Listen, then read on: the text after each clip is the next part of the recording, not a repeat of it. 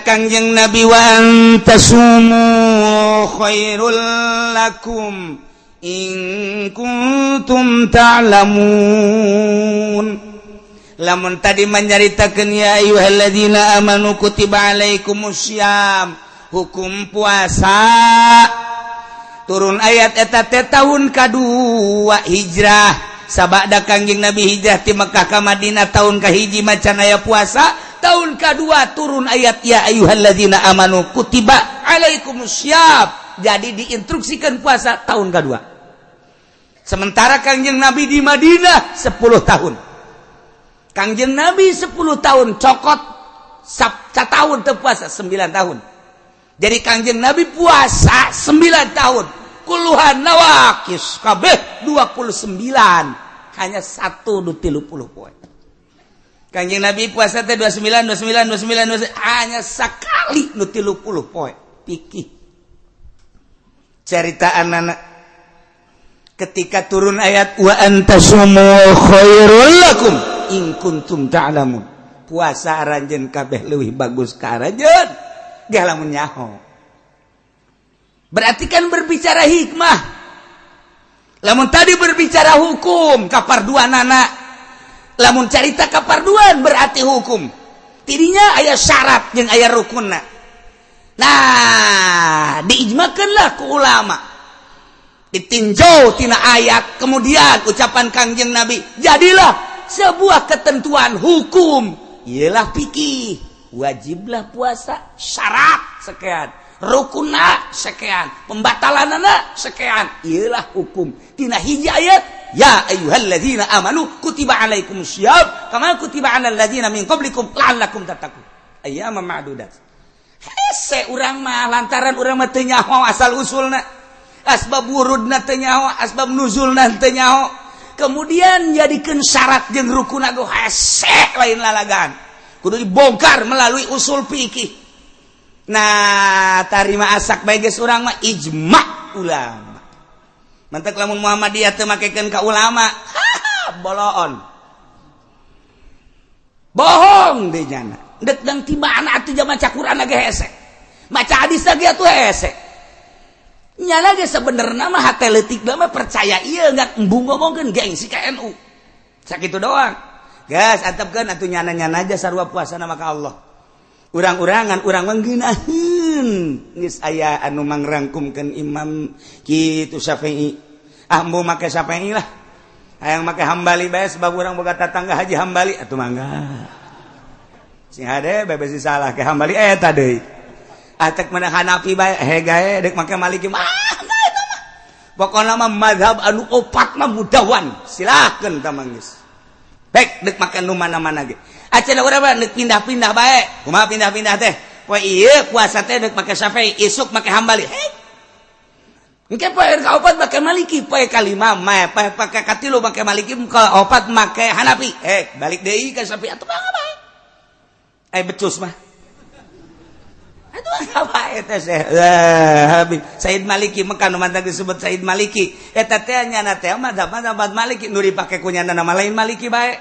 Nyana kadang-kadang satahun make Syafi'i, kadang-kadang satahun make Hambali, kadang-kadang make kitu Hanafi, kadang make kanak Maliki. Eta teh kumaherna dina mazhab. Maher dina mazhab. Urang mah urang ye, urang hebat. Urang mah teguh dina Syafi'i bae. Wajan kuku mah Syafi'i bae urang. Geus kapepet-pepet ka karak. Geus kapepet ka karak urang. Neangan. Hebat. Sebenarnya ieu nu paling hebat bah. Nu koski nu paling hebat mantak diakui dunia ge. Urang Mesir ge urang Mesir. Anu manehanana hebat jasa ilmuna ka urang Indonesia mah. Tak. Angkat topi ka urang Indonesia mah sebab terus bae Syafi'i. Pajar pinter horeng nyahonangan eta tanah. Nyahonangan eta. Ya Allah ya Rabbi. Urang mah kuari dek munggah haji beda munggah haji bingung. Lantaran naon ieu kumaha thoafna? Lantaran ieu batal deui aya teu jadi thoaf teh. Lantaran thoaf kemudian batal lah. Teu kudu boga wudu lah cek jalan geus terus bae. Masa kitu sih? Sedangkan syarat thoaf kan kudu boga wudu. Ieu geus teu boga wudu ja batal deui kan neuk mempertahankan sampai jamal bisa batal deui kajian kumaha ge. gampang kos kitu mah urang taklid ka mazhab Maliki taklidna tira sapaket taklidna teh kuduna wudu jeung toapna toap jeung wuduna berarti sebab eta ta'alluq wudu jeung kitu kana toap kos kitu mah hese cenah sia mah dibere babari ge hese kana bae yo geus kieu tuh wuduna wudu Syafi'i nu bodoh mah engke toapna toap Maliki jang nu bodoh masalah jang nu bodoh mah dikitukeun ge hese kana bae aing mah cenah kumaha aing dah kumaha siapa ya tuh geus siapa itu bodoh bagus lah cenah pangeran batu geus ngahampura bae ka aing mah aing kudaek nage ka Mekah geus pohara sakena geus moal ngadengkeun kiai ngeribet jagena teh teulos masalah tah mah kos jelema anu ieu teh anu kompetisi gara-gara calon lurah kemudian terepeh nu ieu menang nu ieu eleh akhirna nu elehnya masjid ibah heula ieu mah carita akhirnya iya masjid kan deketah atuh kan dirinya make promosi woi dulur maningan ke masjid ieu anyar cek ngeunaheun dipake nage al jadid ladid walau kal hamid pan kitu amat tah ieu ngeunah ieu geus sarua dulur ulah sok ngahajakeun ka nu anyar geus bogo masjid urang mah heubeul kompetisinya na masyarakat supaya nu cak ieu ka ieu cak ieu ka dieu cak ieu terus bae woi maningan ka nu ieu cenah di dieu mah aya tahriman woi ngeunaheun di dia ge aya sholawatan woi kompetisi ujung-ujungna kieu dulur ngeunaheun geus salat di dieu mah geus teu kudu wudu ngeunaheun jangan tolol teh jelema ya pokona salat kana itu mah kudu wudu bae di dieu mah teu wudu ge jadi bae cekeuna teh masjid anyar mah geus nu narimana mah pangeran ieu geus asal asup salat beres atuh pinuh di dieu jelema barodo atuh asal datang kadinya salat teu kudu wudu nyampe ke deui masyarakat dulur di masjid anyar mah asal salat bae teu kudu wudu ngeunaheun cek pada eta hese tah kos kitu tah nisbat dinu bodoh mah ye ge kitu toh padahal mah gampang urang wudu ku ari nih taklid ka mazhab Maliki urang belajar wudu Maliki sarua wudu mah jeung wudu sapengan pedah-bedana nya nama ieu na doang urang mah ngusap sirah aingnya nama dikumbah nu mantaknya nama kumbah lagi gitu dan zet tadi kana sirahna beres jadi geus ka dituna toap amprok antal jeung awewe teu batal mazhab Maliki mazhab Hanafi nyan Hanafi nya nama antal jeung awewe teu batal eta kula waktu kamari ngainstruksikeun ka jamaah Maliki wah beh Maliki atuh ngahaja haji pen di masalah awewe teu batal masalah awewe teu batal terus sia mah oplok itu teh batal ge ulah dikitu-kitu. Teu bareres. Anak buah teh teu bareres kabeh ge. Masya Allah. Nah, urang lamun bisa mah geus bingung nah ulah ge talpek. Ulah talpek teh kumaha? Nah, pembatalan anak kan keluar ai hitut mah kabeh ge Hanafi, Maliki kabeh batal, ngising batal. Ulah kieu geus aing mah pas hitut. Aja sia batal henteu. Cak santai, cak Hanafi hitut batu batal, cak sia sia mah Hanafi orang lembur sia meureun itu batal kabeh lamun kaluar getih tah cak Syafi'i teu batal cak Maliki batal urang taklid ka mazhab Maliki terus kuntu urang kaluar getih atau mimisan atau titajong kan kaluar getih batal lah cak Maliki dah ketika urang kaluar getih batal hebat nyana tetep sia batal tak keluar getih aing balik deui lah ka Syafi'i atuh kira batal sia batal talpek karana tadi ti Syafi'i ka Maliki ti Maliki barang keluar getih ka Syafi'i deui engke di akhirat cek Syafi'i teu sia lain mazhab aing sia lantaran sia geus keluar ti aing ka Maliki sia cek Maliki lain sia ge cek batal aing sia kunaon balik deui ka Syafi'i ieu kudu kumaha ka ni malaikat seret nerakakeun talpek eta teu beunang da kos kitu mah di hiji pagawean talpek. Nah ieu mah keur carita urang lamun nyaho mazhab ngeunaheun deuk Syafi'i bae Maliki justru ikhtilaful ummah rahmatul bedana ulama perbedaan ulama jadi rahmat lain jadi pacekcokan ku ari di urang mah perbedaan teh jadi pacekcokan kunaon eta lantaran ego asa aing bae kabeh ge ulah asa aing hormatilah ikhtilaf cak Gustur tema perbedaan itu harus kita hormati sebab dia punya dasar. Berarti kita harus menghormati dasar dia sebagaimana dia menghormati dasar kita. Masalah. Pacek cok teh. Ngan di urang mah jadi masalah. Sebab naon? Aya ke Fir'aunan pan urang mah. Mana ke Fir'aunan? Kunaon sia teu nurut ka aing eta Fir'auna. Dia urang mah ngaji teh lain titah nurut ka urang Allah. Geus sakitu. Ketika teu nurut ka urang mangga. Kadanan cara wali embung wauh jeung murid. Besi naon? Besi mere. Urang mah lain wauhan murid, abeh mere pan blon eta. Sabalikna wali urang mah. Bantak jara rauh jasa urang mah jeung Allah. Nah. Wa antasumu khairul lakum. Puasa maraneh kabeh leuwih bagus ka maraneh kabeh in kuntum ta'lamun mun maneh nyaho. Berarti berbicara hikmah. Nyaho henteu sih hikmahna puasa sehingga bagus jasa. Emang kumaha kitu hikmahna? Cek Kangjeng Nabi hikmahna. Laparan beuteung, hauskeun hati, leuleuskeun awak, niscaya lanazara qalbuka ila Allah. Niscaya hate maneh bakal neuleuh ka Allah. Ambuh. Laparkeun beuteung urang, hauskeun hati urang ka Gusti Allah. Kok bisa kos kitu sih?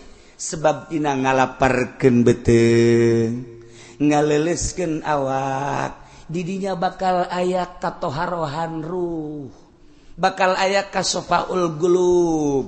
Mantak Imam Syafi'i ngadu Allahumma mnun alaina bi sofail qulub wa hablana sahihal muamalah fi dunya. Nah eta teh sofail qulub, bening hati, bersih hati. Moal bisa bagi jelema nu deuk hayang nyaho jati diri tanpa puasa moal beunang. Puasa kelehkeun beuteung urang tina kadaharan, ngajauhan watak hewan-hewan, leleskeun awak urang ku sebab urang lapar awak jadi leles. Seakan-akan urang keur menyiksa awak urang, siksa awak urang ku urang, beuteung laparan ku urang, kemudian hate horenganan jadi bersih. Teu karasa ku urang teh hate teh jadi bersih aneh, ruh jadi suci. Taharatir ruh wasafail qulub, nazara qalbuk ila Allah. Ya Allah, hate bakal neuleuh ka Allah. Wa antasumu khairul lakum. Puasa leuwih bagus ka aranjeun kabeh in kuntum ta'lamun mun maneh nyaho. Sebab naon? Dina ayat nu itu nage la'allakum tattaqun. Menawa anjeun takwa. Artina kunaon? Puasa eta supaya jadi takwa. Takwa teh naon? Nganyahokeun diri urang bahwa diri urang hamba sieun ka Allah, maka urang nuturkeun aturan Allah. Bakal akur puasa mah nu sugih jeung nu susah. Nu sugih puasa mah teu dahar teu nginum teu jima, nu susah ge teu dahar teu nginum teu jima. Sugan aya perbedaan, jang nu susah mah ti isuk-isuk ti subuh datang ka magrib, jang nu sugih mah salantaran loba duit datang ka lohor bae jang teu. Akur. Wa antasumu khairul lakum in kuntum ta'lamun. Akur bae nu sugih jeung nu susah. Nomor kahiji. Nomor kedua, bakal nimbulkeun talattuf wa tarahum. Sebab naon? Hate geus bening. Ketika urang sapoe dua poe ngarasakeun lapar, awak leuleus, hate beuki caang, roh beuki bersih, neuleuh urang ka jelema nu susah. Bari mikir horenganan lapar teh kos kieu, mana teuing batur anu terus-terusan lapar, timbul talattuf patarahum, hayang mere. Nu matak jelema nu boga di bulan puasa mah saplit-plit dan nu sugih tetep bae, saplit-plit nu boga tetep bae aya merena. Aya bae merena di bulan puasa mah. Sebab naon? Hatena keur diurus ku Allah. Teh beteungna ku urang di laparan, awak leuleus. Mulai hate nyai-nyaian neuleuh ka Allah. Adapun neuleuhna ka Allah nisbi, kumaha kekuatan diri urang. Urang lamun ditanya, "Siap puasa?" Puasa. Dahar atuh embung. Kurang sieun. Sieun ka saha? Ka Allah beusi disiksa ku Allah. Eta kan keur neuleuh ka Allah melalui syariat. Jelema ngelempre, bae sia geus tutup boga duit bae, atuh dahar embung aing. Atuh dahar bae duit aya naon aya beulieun loba. Teu aya aing mah teu kajian teu berarti duit di bulan Ramadan mah. kunaon emang sieun ka Allah eta qalbuna bentak teu nu sugih teu nu susah kumaha saya kunaon lapar non kitu ngaranna nyang bae lapar emang kunaon puasa atuh meuli bae teu boga duit pantes atuh sia mah teu boga duit ieu nu teu boga duit tetep bae berarti di dieu aya naon ieu aya nimbulkeun kaistimewaan jiwa urang sehingga urang tertata rapi jam kurang didelekeun we deuleu uluh kakarak jam 4 2 jam deui geus dihitungan bae deuleu deui jam 5 sajam deui deuleu waduh setengah jam deui gelas geus dikiekeun we gelas sia naon setengah jam deui diambean aing ngambean mah geus seger sagana. Suara jasa. Eta teh lain lalagata. Jadi urang teh dididik, disiplin, nu sugih, nu susah tersiplin ku ayana bulan puasa. Wa antasumu khairul lakum. In kuntum ta'lamun mun maneh nyaho sehingga orang terdidik, tersiplin. Nu sugih, nu susah tetep bae bareng bae bukaan. Masyaallah karim. Nu paling istimewa la'allakum takun ieu teh nimbulkeun pengabdian nu sejati ka Gusti Allah matak didinya terbagi engke bakalna puasa hiji aya puasa awam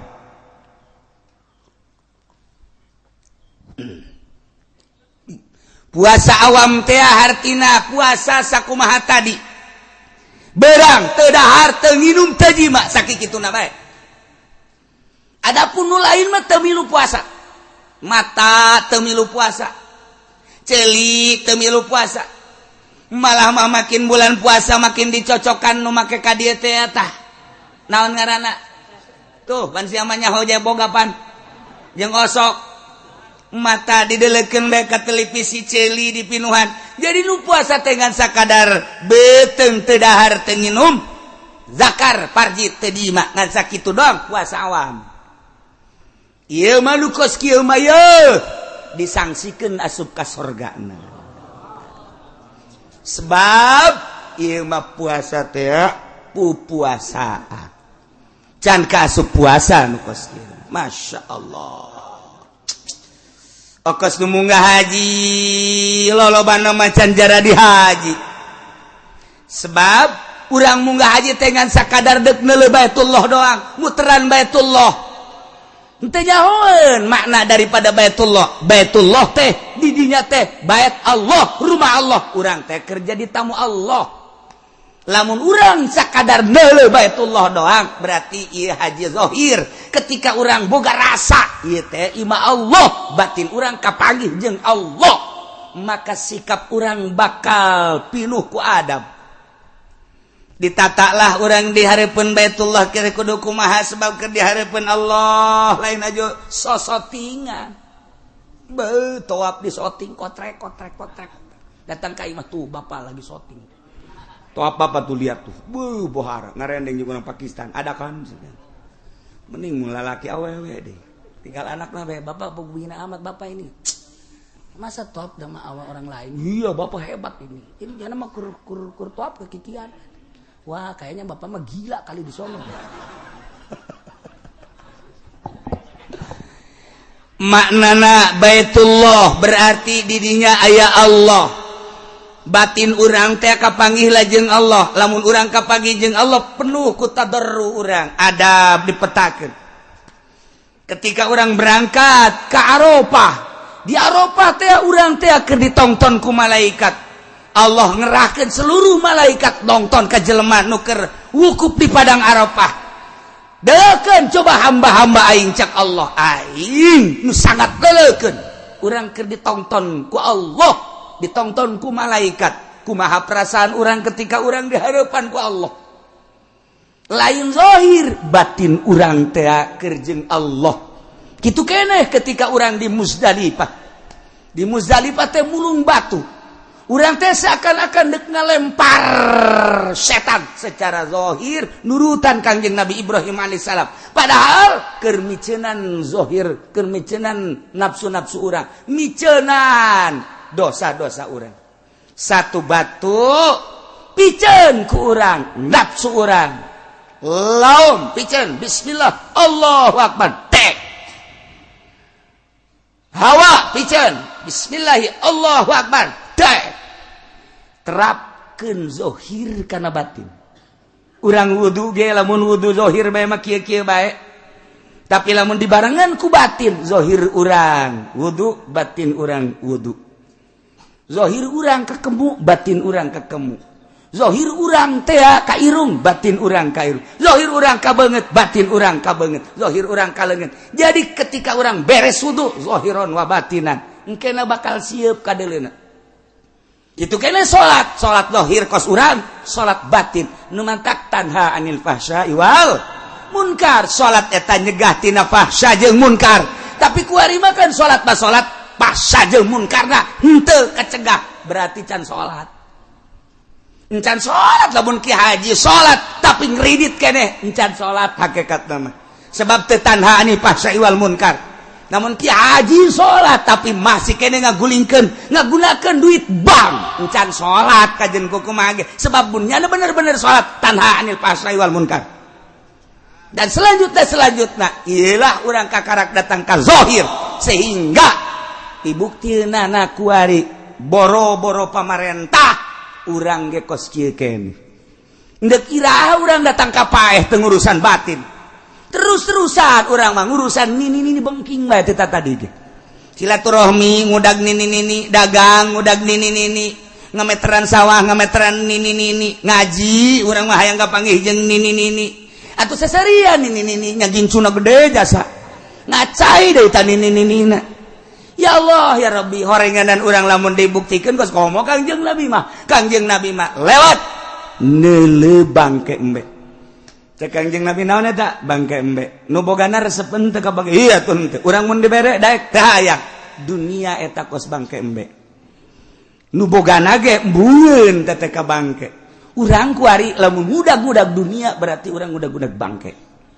Urang lamun teh dikitu-kitu moal jadi norikoh urang mau norikoh teh boh justru hayang dunia kabeja ku batur torikoh boh murid dikumpulkeun sia nu sugihnya ye. Ayo sumbang atuh mama ieu. Insyaallah. Yang tarekat teh paruguh kuari mah. Tarekat teh teh miceunnan dunia nafsu jeung setan, endahan ngagugulung nafsu jeung setan. Nah iyalah nu mantak urang batin wa antasumu khairul lakum in kuntum ta. Lamun mun manehnya bahwa puasa eta leuwih bagus lantaran naon? Lantaran puasa teh ndek nempokeun batin urang ka Gusti Allah. Nu mantak Syekh Junaidil Baghdadi neangan guru datang ka ieu lain plak aya kapanggih guruna. Wah ieu barang kunyana ditaliti teu buka-buka puasana terus bae geus 20 tahun teu buka-buka puasa. Buka teh ngan sakadar lebaran tasrek cek Imam Junaidil Baghdadi iya nu kaing kudu di guruan mah nyana asup ka dinya ngaguru terima biasa norekat beres tamat tidinya hayang puas boga guru neangan deui guru torekat teu kapanggih aya jelema masyhur jasa saat eta pohara jasa muridna ge ribuan kamasuranana pohara jeung kacaritakeun ku batur teh jana teh ahli Allah diintip ku nyana teu pernah puasa dahar bae. Bingung cek Junaid daya berarti can usul ilallah nyana ketika nyana ngaguru di nu pertama kakarak nyana boga hati-hati doang ihtiyat geus rada nyai-nyayan ngan can usul begitu kapanggih jeung guru nu kadua ndek ka guru nyana tapi ieu mah guru tilok puasa isuk-isuk ngawudu berang seetik dahar sore dahar deui aya makan malam sagala. Cek Syekh Junaid ai masurna mah pohara muridna ribuan tapi kok teu pernah puasa aneh cek jadi ulah ieu ai ngaguru ka nyana sedengkeun hayang ieu teh batin teh hayang usul ilallah geus ka guru dinu pertama. Tapi can aya kapuasan ieu manggih guru ku kabehan dituduhkeun ka dieu tapi ieu mah teu puasa-puasa. Karek datang assalamualaikum. Ulah sok mang cek guruna. Ulah neuleuh daharna. Turutan mama daharna ku sia. Nya geus kaget. Urusan puasa mah gampang jak nyana. Ya orai ge loba nu puasa. Hewan-hewan ge loba nu puasa. Ya. Geus. Mun dek berangkat ka Allah, dek berangkat tayang usul ilallah. Ayo ku guru di dia, teu kudu puasa jeung mama mah dahar bae. Cek harapan kiamat. Cek kira teu jadilah, geus jahat eta. Encan ge ngomong aya teu jadi mah geus indit. Ih, padahal kanyahoan bae. Aing moal geus indit teu kudu mama moal maksakeun. Balik deui bae ka ditu ka sok puasa. Emang di jero hatena dek balik deui ka nu puasa. Balik deh nya kana puasa ka ditu teh. Nya di jalan ge geus puyeng we nya ji. Pan tapi pan nya nyahueun bae nya cek nya. Ieu aing dek balik deui nyahueun cek nya. Nah, ieu si kumaha mang aing mang balik deui datang da kana puasa bae. Datang ka ditu pan teu jadi atuh guguruna ka ditu. Ka ditu deui balik deui ka ditu. Cek gurun sok puasa teh. Ulah ka dieu. Ayo ka balik deui ka ditu. Sebab siapa usulna bakalan di ditu lain di dia. Ulah di dia. Siapa ngan nurutan puasana doang ibadah nu lain mah teu diturutan. Ye, aing ka ditu dicarakan ka ditu dicarakan. Wah, sakeuna ieu teu beres si kos ge. Ayo ka ditu lanjut. Ulah di dia. Siapa ngan saukur nurutan puasana doang. Lain ka Allah siapa nurutan teh ka makhluk. Teu jadi ka mah kos kitu mah ibadah. Allah nyana geus terngiang-ngiang Syekh Junaid balik deui ka ditu ka kiai anu sok dahar bae teh. Datang ka hareup, datang ka geus kieu bae kiaina. Ayo sia geura ka dieu. Ayo sia geura ka dieu. Balik ka ditu sia puasa bae geus sia. Aduh, saya ieu. Teu beres sia urusan ieu. Langsung ada sujud da hampura bawa ieu. Deuk dihideung deuk dibeureum ku mama mah bae. Pokona kula mah ku guru bae kageus ka mama. Di dieu mah dahar bae kajeun. Nah sebodoh. Alah lamun geus kos kitu kudu pasrah. Deuk kumaha pokona mah deuk dahar teh deuk nginum bae hayu bae. Sebab usul ka Allah mah lain ku puasa, lain ku dahar. Usul ka Allah mah ku safail qulub. Bersih hate, dahar bae ge ai bersih hate mah usul ilallah. Puasa bae ge ai hayang sugih mah moal usul ilallah. Puasa bae ge aing hayang berkaromah mah moal usul ilallah. Puasa bae ge hayang dihebat-hebat ku batur. Bejakeun aing mah puasa bae kitu moal usul ilallah. Salah sia ibadah kos kitu. Geus kumaha bae cek kana kula. Dar. Dahar ngana. Mus dahar. Nama. Aduh mama. Kede nama baca dak wali bae beuh kede. Nu nusun. Ya udah. Geus dahar ke pondok, ke sore-sore. Dahar. Dah, nya dahar bae aing irah deuk dididikna cek ieu. Dahar terus-terusan. Turun dahar dipanggil dahar terus sore dipanggil dahar. Sore bang dahar kabelah dieuna. Terus dididik. Jadi puasa jeung dahar bakal akur lamun bening hate ngan metode doang bahwa lamun urang lapar ieu hate jadi bersih. Aya jelema nu kudu bersih hatena seubeuh bae. Sebab manusia diciptakeun ku Gusti Allah beda-beda karakter. Aya nu mun lapar eleh careuh mah. Ayanya nama lamun seubeuh peureum bae. Sabalikna aya nu mun seubeuh buringas. Aya lamun lapar buringas. Geus kumaha karakter-karakterna. Mama murid mama teu kabehna dahar tuh nu itu mah titah puasa bae. tuh nu itu mah malah mah aya 40 poe teu meunang dahar teu meunang nginum. Itu mah tuh saminggu nu teu meunang daharna, nu itu mah 3 poe teu meunang dahar, nu itu mah sapoe sapeting sakali doang daharna. Ayo potongan maneh mah Juned. Segala sia mah potongan dahar. Ayo dahar bae. Beuh, cek Juned aing burung dianggap tukang dahar cek teh. Dahar sia mah.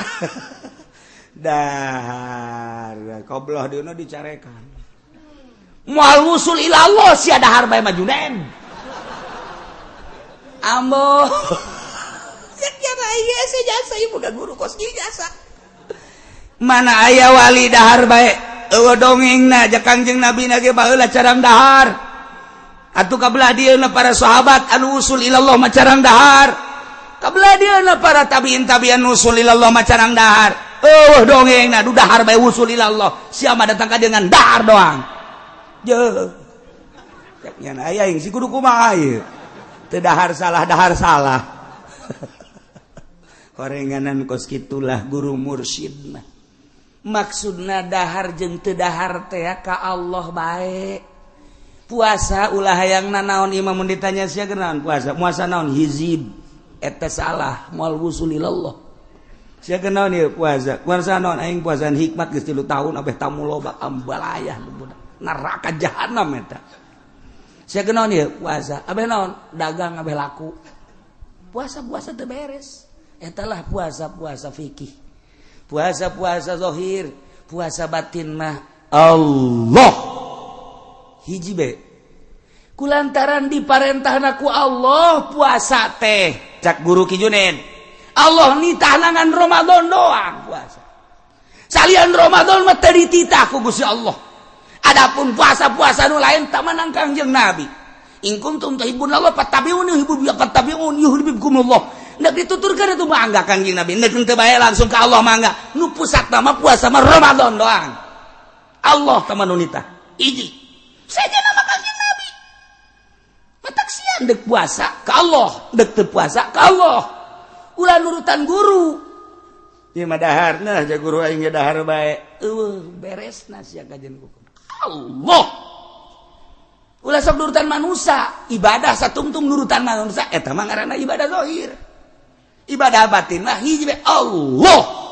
Sia kajen guru ka mana Juned? Lamun satungtung nurutan manusia bae moal husul ilallah. Hiji bae Allah puasa cak Allah, teu puasa cak Allah.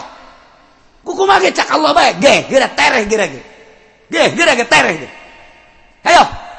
Dipetakeun Syekh Juned teh, anggap maneh teh keur ka Mekah Juned.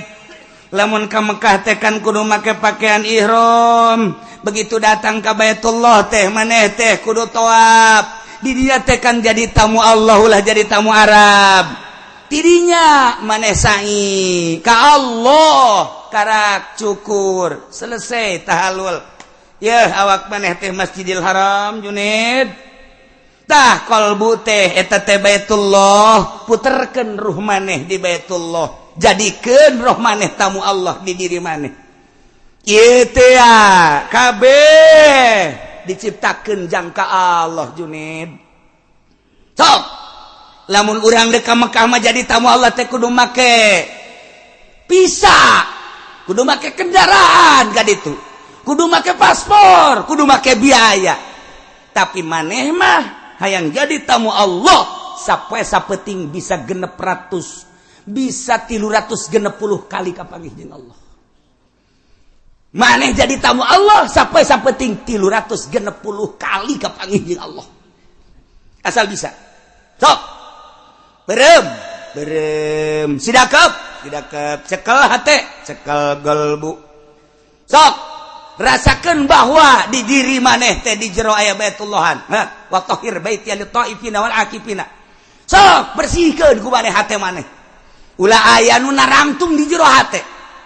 Tahhir baitia qalbu sucikeun di taifin wal akifin war ruk'is sujud. Ulah aya duniaan, ulah aya makhlukan, ulah aya nafsuan, bersihan toapkeun roh maneh di dinya moal kebal kapanggih maneh jeung Gusti Allah geura-ge. Teu kudu puasa, deuk puasa mangga deuk dahar mangga. Beda horeng perjalanan batin mah. Urang mun kuari nyaritakeun puasa nu tadi puasa parentah Allah Ramadan. melalui pikir tadi teh puasa umum kuari urang naik ke puasa khusus ilukeun raga urang puasa lamun tadi teu dahar teu nginum teu jima kuari raga urang pilukeun puasa puasakeun mata puasakeun ceuli puasakeun irung puasakeun sungut puasakeun leungeun puasakeun dubur kubul jeung suku sok milukeun puasa ulah sadeuleu-deuleuna ulah sadenge-dengena ulah saambe-ambeuna ulah salempang-lempangna ulah sacekel-cekelna sakumaha Allah ngainstruksikeun puasa puasakeun raga urang ilah puasa khusus puasa para sholihin urang lamun geus datang ka dinya bakal ngeunaheun karasana ku urang gerege puasa tah siapkeun ti kuari jang dapur abeh ulah kaganggu urang mana kade panggil ke orang pemajikan lamun orang mama sini sini duduk sini lamun orang lembur mah nyai kade nyai diuk di naon aki nyai jeung aki ieu dek bulan puasa kakak hayang tentrem ibadah tah ieu mah urusan dapur pakaian budak dirinya kabeh tah geus disadiakeun 50 jutanya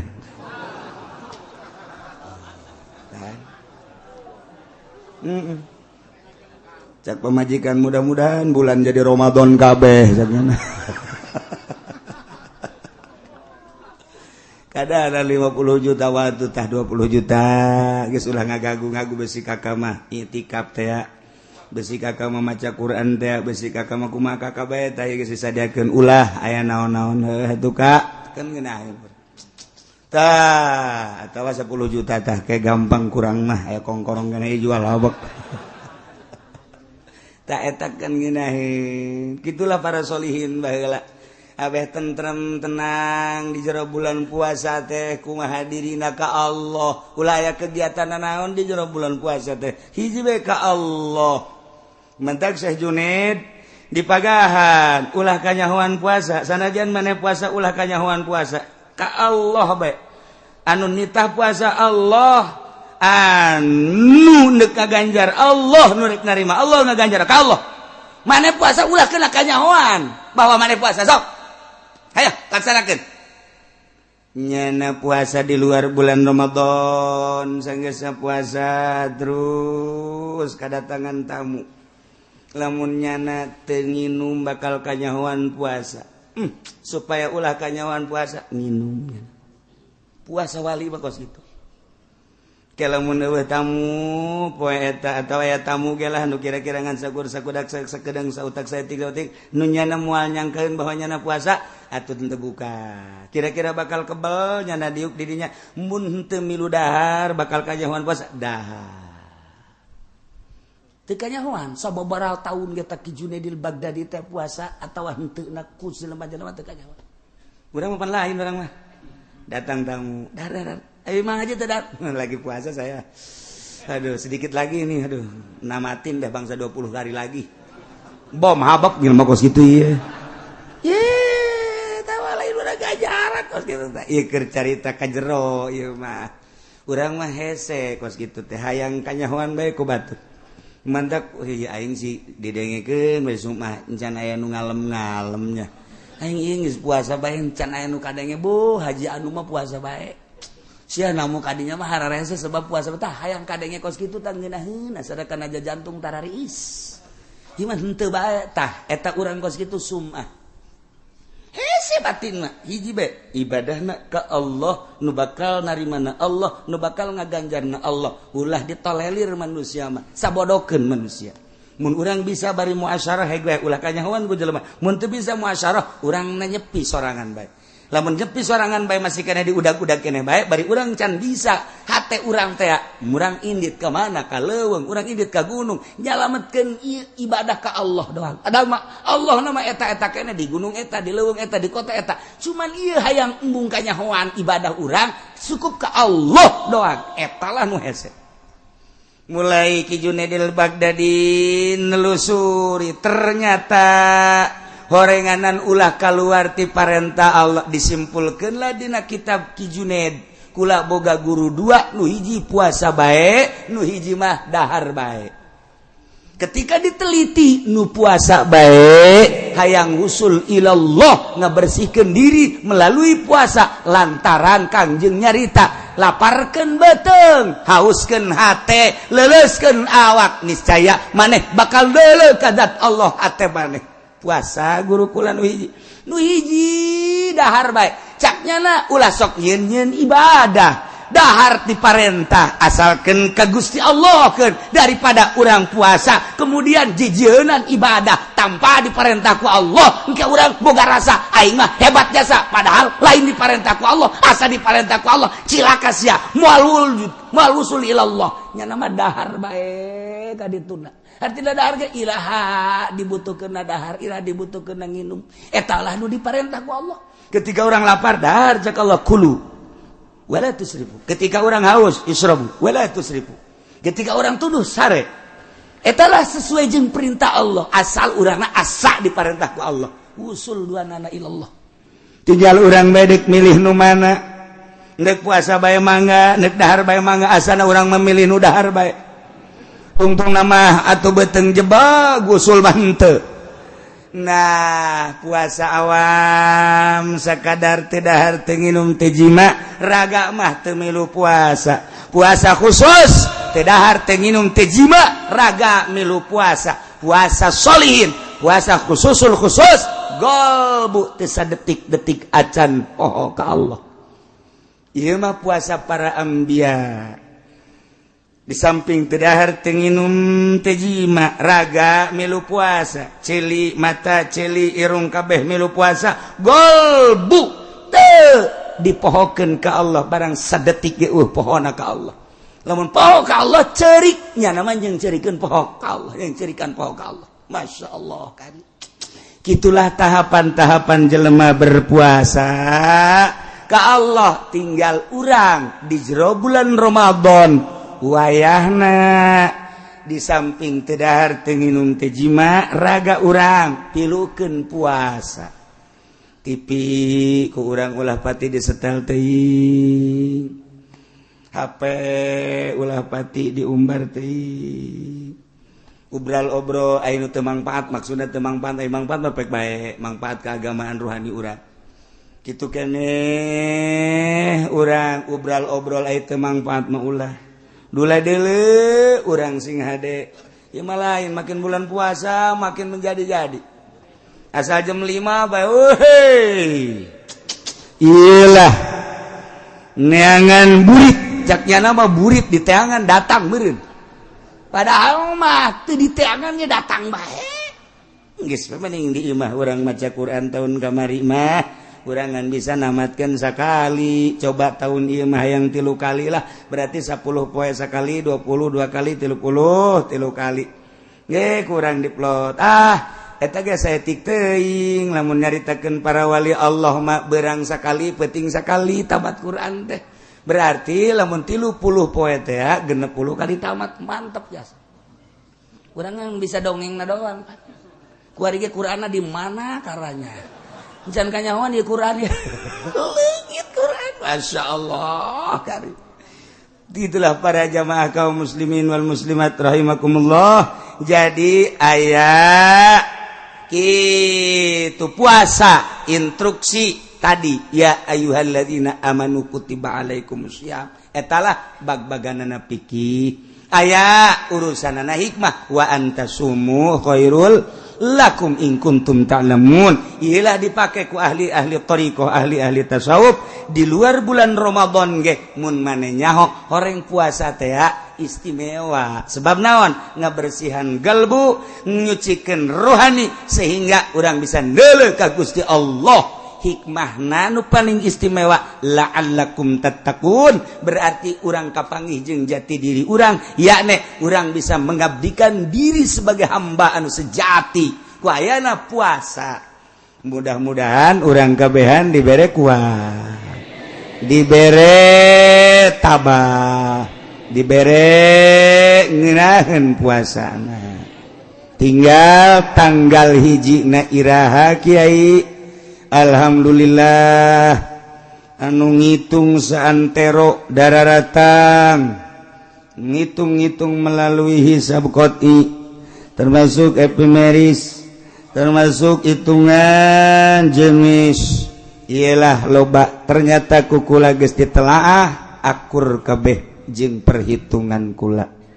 Alhamdulillah tina sekian anu ngitung ieu hasilna tahun ieu insyaallah urang puasa bakal bareng.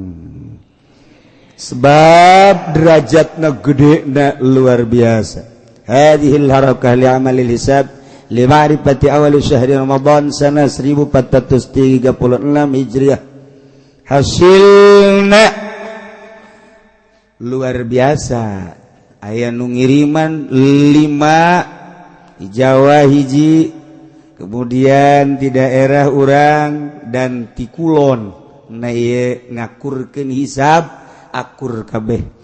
Jadi keterangan geus teu kudu dicaritakeun sebab ieu mah gede jasa darajahna akur kabeh ieu mah.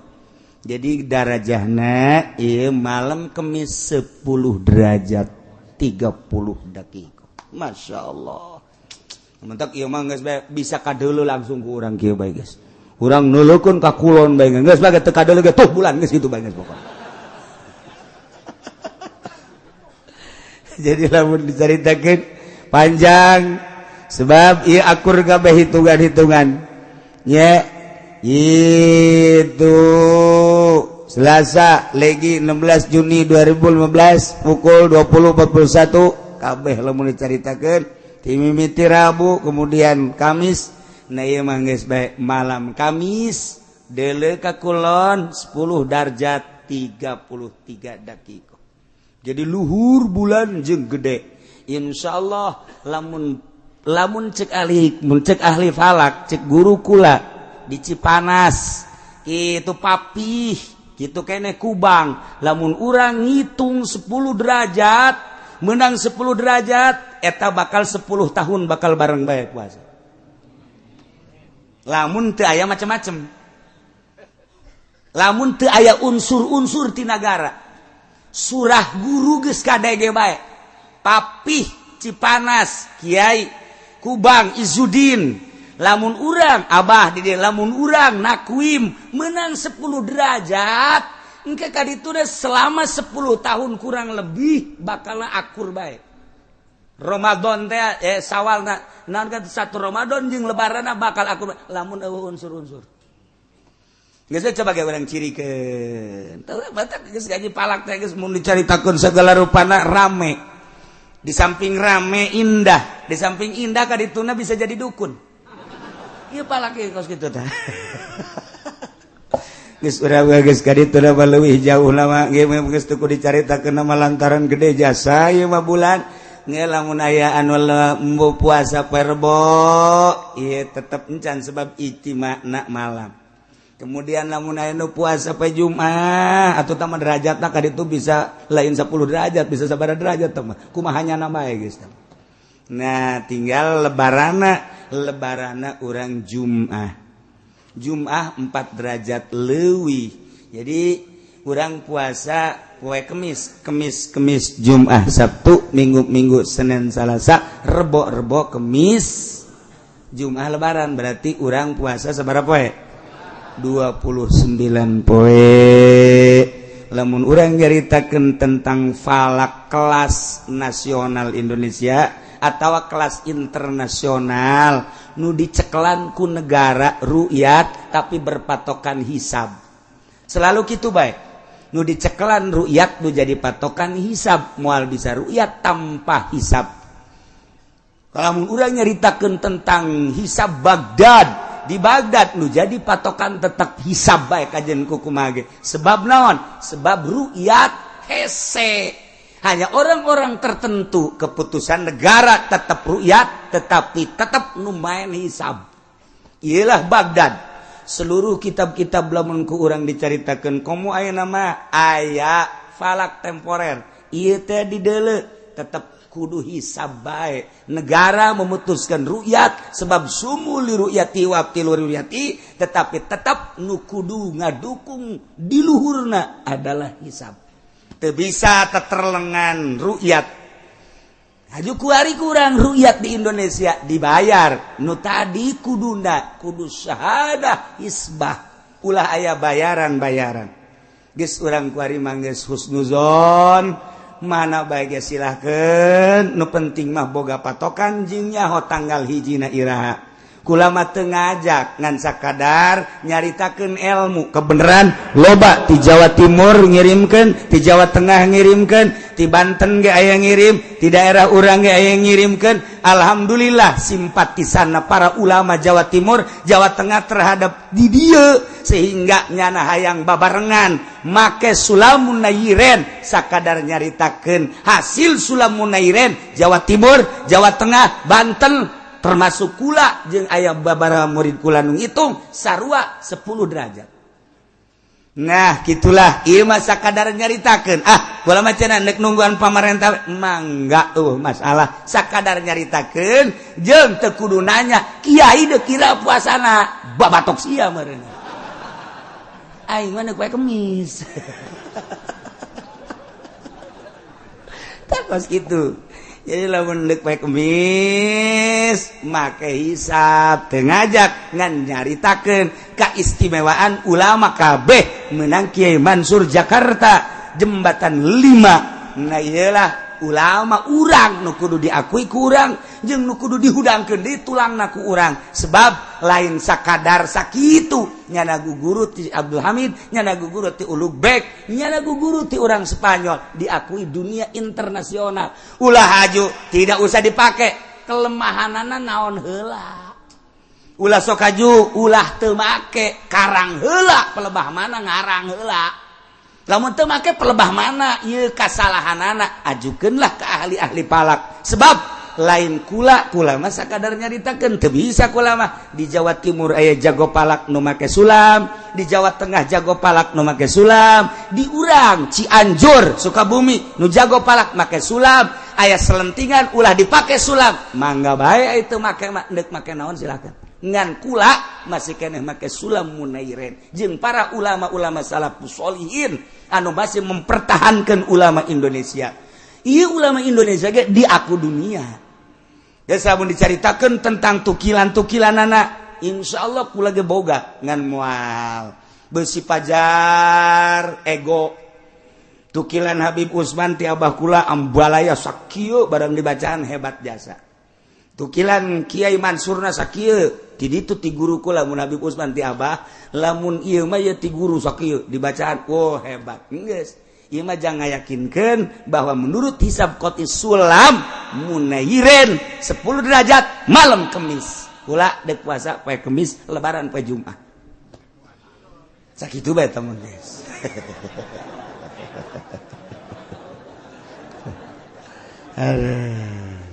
Loba jasa. Tah ieu mah nomor kahiji ala kadar dicaritakeun tentang puasa besi poho doang. Padahal mah geus nyaraho.